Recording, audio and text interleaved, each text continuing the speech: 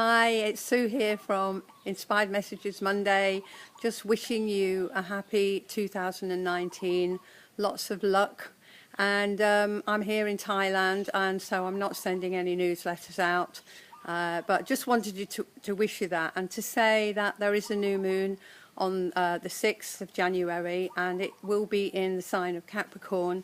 It's generally thought to be positive, and really good for new projects, starting something new, new business maybe, anything connected with creativity or art or design, putting something together. And actually it also encourages being kind to your fellow man.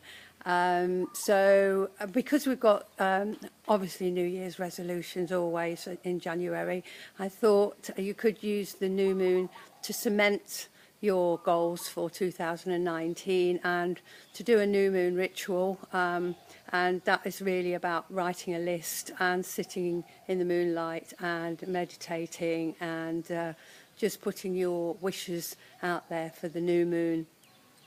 Anyway, happy new year, as I say, and just have a great few days off before you all go back to work.